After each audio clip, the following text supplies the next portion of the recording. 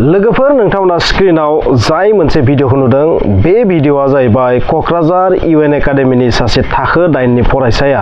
मोनसे एरोप्लेन बानायदों होननानै बुंदों नङा होमबा एरोप्लेन बिरहोदों बबेखानि बेयो एरोप्लेननि सोलाय बेखौ बांसिन ड्रोन होनबा मोजांसिन जागोन ड्रोनआबो मोनसे एरोप्लेनानो जिहेतु बेवहाय पाइलट गैया बेनिखायनो बेखौ जोङो एरोप्लेन होनालासिनो बेखौ ड्रोन होनबा बेस्ट जागोन कारण बेखौ रिमोट कन्ट्रोलजों सालायनायखौ जों नुनो मोनो बा आइडिया खालामनो हायो आरो बेवहाय जेबो जेट इन्जिन बा बेबायदि एरोप्लेन इन्जिन लागायाखै निश्चय बेवहाय सिम्पल मटरखौ लागायदों मटर जायफ्रा गारि मटर इउज खालामनाय मटर बेबायदि मटर मानसि इउज खालामदों बबेखानि बे मेटार नङा बेयाव मा इन्जिन लागायदों गथ'साया मा लागायदों माबे मटरखौ लागायदों मा जेट इन्जिन लागायदों मा बेवहाय मा रोखोमनि बेसेबां किल' निउटन एनार्जि क्रिएट जादों बेजों जेबो मेटार गैया नाथाय सासे 9 थाखोनि फरायसाया बेबादि बबेबा माने डिजाइन बानायनानै बेखौ बिर होनाया सबसे गोमोथाव बाथ्रा कारण बिनि जि इन्टेलेक्चुअल जि केपासिटी बा बिनि जि इन्टेलिजेन्ट जि केपासिटी दङ बेयो माने साननानै नायोबा बहुत हाई होननानै आं बुंगोन कारण सासे थाखो 9 नि फरायसाया कमसे कम दसे समनि थाखायबाबो 1 मिनिट 2 मिनिटनि थाखायबाबो बेबादि बबेबा मोनसे टय एरोप्लेनानो जा बेखौ बिर होनाया एसेबां इजि नङा स' बेवहाय एक्जाक्ट माने एरोप्लेन बायदि नङा बेयो जास्ट ड्रोन होनना बुंबा बेस्ट जागोन बेखौ स' जियानो जाया मानो जोंनि बर' फरायसाफोरनि जि इन्टेलेक्ट माने ब्रेन बा दिमाग जि इन्टेलिजेन्स बा जि टेलेन्ट बेबो खम नङा बेखौनो बेयो दिन्थियो UN एकाडेमियाव फरायनाय सासे फरायसानि जि ब्रेननि जि केपासिटी बेखौबो जों साननानै नायनांगोन आरो नोंथांमोना नाय बेवहाय जायफोर टिचारफोरा बिथांखौ मदद खालामदों बा जाय सुबुङा बिथांखौ मदद खालामदों थारैनो बिथाङाबो एसे जेनियासानो जानांगोन नङाबा बबेबा मोनसे मुवाखौ बेबायदि बानायनानै बिर होनाया एसेबां इजि नङा कारण बेयो बिरनांगोन बेवहाय बिरनो थाखाय जि ल' दङ जा रुल्स दङ बेर्नाउलिस थियरिम बै थियरिम बादि बे मा जानांगोन एक्जाक्ट जानांगोन अब्लासो जायखिजाया मोनसे मुवाया मा जागोन अख्राङाव बिरनो हागोन मासे दाउआ जुदि अख्राङाव बिरनो गोनांबा थारैनो बिनि जि वाइटखौ लानानै बिनि जि गां सिबनायनि स्पिडखौ लानानै बै गासैबो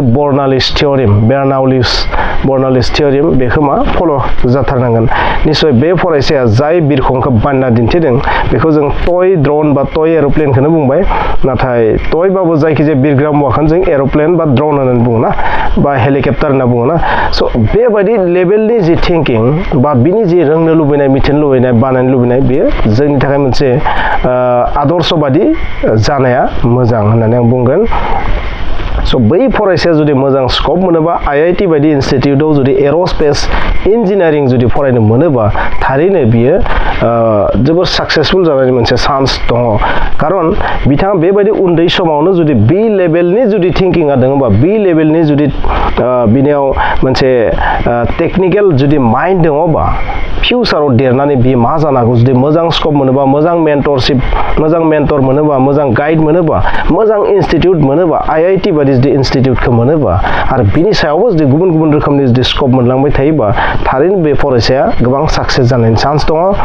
स' बिनिखायनो आङो बे फरायसाखौ फिउचाराव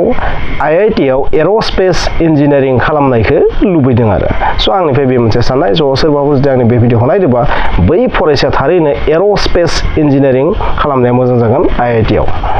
स' एर'स्पेस इन्जिनियारिं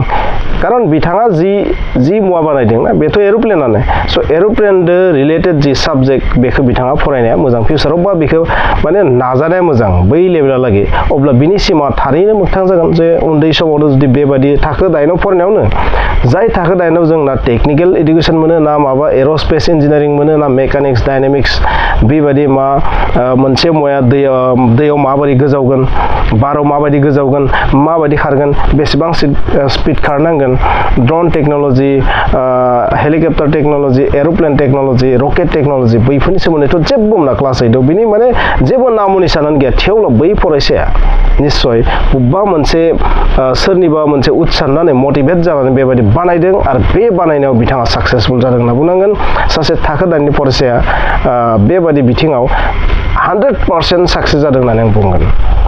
स' गोबाङानो गोबां बाथ्रा बुंगोन जे बेयो जेबो जायाखै मोनसे टय एर'प्लेन बेथ' जोबोर इजि दानि जुगाव बायदिसिना साननो हागौ नाथाय बेबादि थाखो दाइननि सासे फरायसानि थाखाय बेबादि लेभेलालागि बे खामानिखौ मावनाया थारैनो बा बिथांजों जायफोरा सरजाबनानै दङ जायफोर टिचारफोरा सरजाबनानै दं स' बिथांमोननि जि साननाय हनाय बेखौ आं माने बाख्नायगोन आरो स' बेबादि लेभेलालागि जे सासे फरायसाखौ बिथांमोना लांनो हादों स' जियानो जाया माने इउ एन एकाडेमि होनबाथ' नोंथांमोना मिथिखागौ इउ एन एकाडेमिया जाबाय बर' मिडियाम फरायसालि नङा होमबा स' इउ एन एकाडेमिया दिनैसिम गोबां बर' फरायसाफोरनि जि इन्टेलेक्सुवेल जि केपासिटि बेखौ माने इनक्रिज जानायाव बेखौ माने गोसारनायाव गोबां मदद होबोदों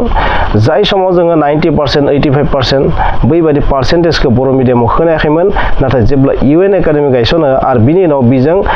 लोगोसेनो पेरेलेलि गोबां बेबायदि प्राइभेट जेब्ला बर' मिडियाम स्कुल गायसनबाय बै समनिफ्राय बर'फोरनि जि पार्सेन्टेज बर' मिडियामनि जि पार्सेन्टेज बियो बारायबोदों बांबोदों आरो गोबां फरायसाखौ जों दिनै इउ एन एकाडेमिनिफ्राय नुनो मोनो बिथांमोना IIT निफ्राय हमनानै एम्सनिफ्राय हमनानै बा IIMsनिफ्राय हमनानै IIMनिफ्राय हमनानै गुबुन गुबुन NITsफोरनिफ्राय हमनानै बेबायदि गेदेर गेदेर इनस्टिटिउटफोराव जों MBA खालामनाय MCA खालामनाय इन्जिनियारिं खालामनाय डक्टर खालामनायखौ जोङो नुगासिनो थादों नाथाय बिनि सिगां बेबादिया जोबोर खममोन स' बिनिखायनो जोङो दिनै बे जि नुदों बै फरायसाखौ खोनानो मोन्दों बिथाङा दतमाव जि कनफारेन्स जानो थांगासिनो दं दुलाराय बर' फरायसा आफादनि सेन्ट्रेल कनफारेन्स बेवहाय बिथाङा बेखौ बे डेम'खौ श' खालामगोन होननानै मिथिनो मोन्दों आरो स' जोबोर मोजां बाथ्रा माब्ला बिथाङा श' खालामगोन बेखौथ' मिथिया नाथाय जेब्ला जों थाङो 14 तारिखाव जों थांगोन बैहाय अब्ला बैहाय जुदि नुयोबाथ' गोसोआ मोजां नांगोन जोंबो स' बेबायदि सासे फरायसाखौ लोगो मोननाया जोंनि थाखाय भाग्यनि बाथ्रा जागोन आरो स' बिथांनि जि इन्टेलेक्सुवेल केपासिटि जि साननाय हनाय बेखौ माने आं लोगो मोननो लुबैदों आरो नायनो लुबैदों आरो माबायदि फरायसा बियो माबायदि सानो अब्ला बिथांखौ जों लोगो मोननानै बिनिफ्राय जुदि मोनसे आइडिया मोनोबा बेखौ आंनि फरायसाफोरखौ आं शेयार खालामनो हागोन आसा खालामबाय लोगो मोनगोन होननानै आं सानदों आरो गोसोआ 14 खालि जों थांगोन नाथाय बिथाङा माब्ला श' खालामगोन बेखौ मिथिया आरो बे जि डेम' बै डेम'आनो थाङै थाङै रियेलिटि जायो बिनिखायनो बै फरायसाया बेसेबां मोजां गाज्रि बेखौ नोंथांमोना नायबिजिरनानै लाब गैया बिथाङा सोरनि मददआव बानायदों बेखौबो नोंथांमोना बिजिरना लाब गैया नाथाय बिथाङा बेवहाय मोनसे इच्छा गावनि जि लुबैनाय गांनाय उखैनाय माने बेवहाय लब अभिलाषा होनाखै आं बेवहाय बिथाङा माबा मोनसे जानो लुबैनाय माबा मोनसे जानो लुबैनाय माबा मोनसे खालामनो लुबैनाय इनभेन्सन खालामनो लुबैनाय डिस्कभारि खालामनो लुबैनाय जि माइन्ड बेयो थारैनो जोबोर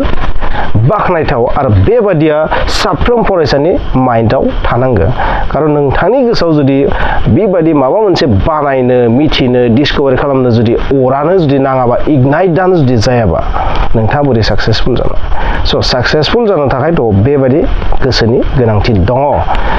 फिउचाराव नोंथाङा 100% देरहासार जागोन जाया जुदि बेखौनो नोंथाङा जुदि सानखानानै आं जाखानाय नङा बेबायदि सानोबाथ' जानाय नङा